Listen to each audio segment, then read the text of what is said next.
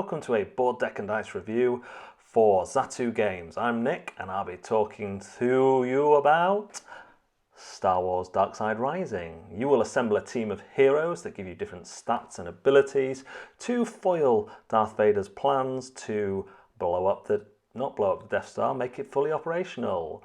Players will select which of the three areas they want to go to, and this gives them 3 cards to interact with. These can be vehicles in the Rebel or Empire types, and heroes and villains. You then roll the Darth Vader dice. This tells you which way he's going to move and which sector he's going to interact with. He'll attack everything there, basically, that isn't a villain, including players with their token there.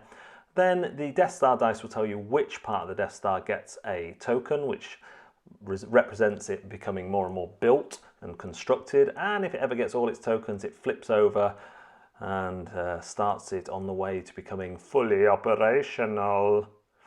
So here we see the red has turned over, giving a negative effect for players. When all the segments of the Death Star are fully operational, you've lost the game. So try not to let that happen, please. Then you will roll the dice assigned to you by your player board and any heroes you have got, and you're trying to match symbols to the cards in the section that you have gone to. You must assign a dice to, at least 1 dice to a card, so here we'll try and damage this guy because he only needs 3 symbols. I got 2 of them on that roll, so I will assign 2, and then roll the other 2, but unfortunately I didn't get any symbols here, but I do still have to assign one, so I'll assign one to that even though I can't get it, and then I would have failed. Let's say I didn't fail though. In this case, I would have damaged this and taken a bonus token for damaging it. If it had been a hero card or a hero vehicle, I could then take that vehicle card into my possession. Bonus tokens give you symbols and or effects, and you need to defeat a certain amount of enemies to win and not lose your heroes or any alliance characters to a certain amount depending on player count to lose. That's it. If you have played Thanos Rising, you know exactly what to expect from Star Wars Rising. And that might not be a bad thing. For me, the theme of Star Wars Rising fits more to the gameplay than Thanos Rising did.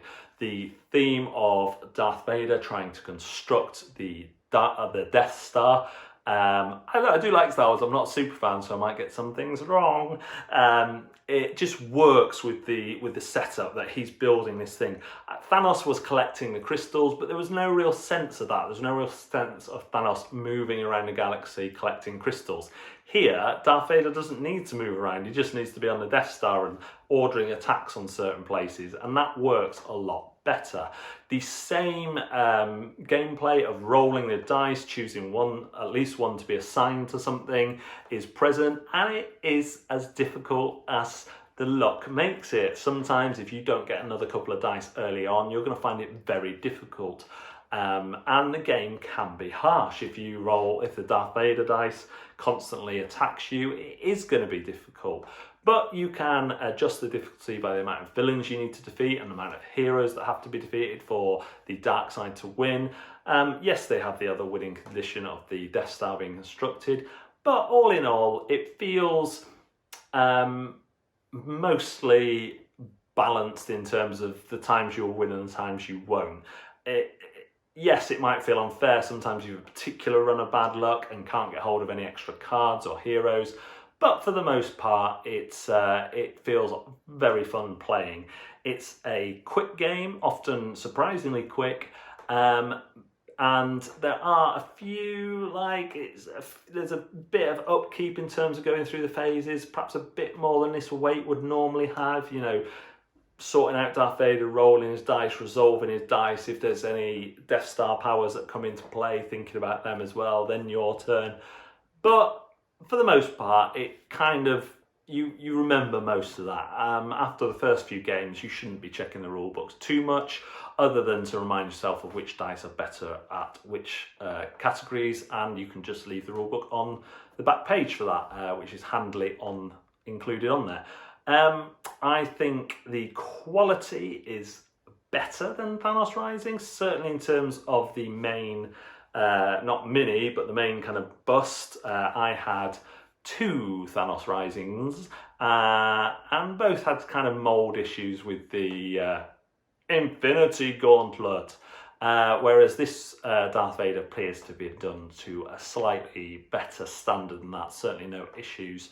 The cards and tokens, the tokens all come pre-punched. They're all of good quality. And yeah, it's just a nice game, especially for Star Wars fans, although they may find it funny assembling heroes from different times in the Star Wars canon. But, you know, it has to do that to have enough characters that you'll recognise, I guess. I thought it was really fun. Even though I prefer Marvel as an IP to Star Wars, I think just the kind of theme making more sense, the bit more attention to detail in the quality of the game pieces makes this my favourite Rising so far. I haven't played Harry Potter one. I'm guessing that's going to be more of the same, just with the Harry Potter theme. But yeah, it's an enjoyable game system, and basically you should choose the one that you prefer the IP of. For me, I prefer the IP of Marvel, like I just said, but the theme makes more sense in the construction of the Death Star. So, intimidation factor, there is a little bit going on for a co-op game. It's certainly not base gateway level. I would say it's kind of gateway plus, with what you need to think about, but at the same time you need to not be too bothered by luck, because you're rolling dice, you're drawing cards, and the dice are not only affecting your results but moving the villain as well. He's going to be pointing to one of those three areas. So intimidation factor is more than you might expect for a game, you know, from the OP based on a mass market IP. The instruction book is fine, no issues there, not spectacular, but there's nothing spectacularly wrong at the same time. The game is a lot of fun, unless you have one of those games where everything is against all the players and everyone's a bit miserable because the luck has beaten them.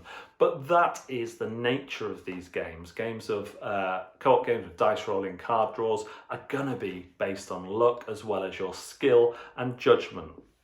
So you can't really penalise it for that. You just need to know going in that that is the case. Will I be keeping it in my collection?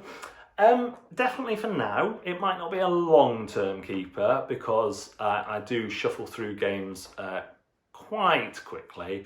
And co-ops I've been really lucky with recently. Horrified, I absolutely love. I'm not sure whether Dark Side Rising, it's definitely not up to those heights, although I do enjoy it. It will be really down to whether my family and game group enjoy it as much as I do, because if they don't, if they prefer, would rather play another one, then it probably won't stay in my collection. But I would recommend it to people. I would recommend that they give it a try if they like Star Wars, they like kind of dice rolling and having to assign dice before you can roll any more. And they like co-op games. It would be an easy recommendation for me. Just with the amount of games I have in my collection, it might not hang around for very long. We'll see.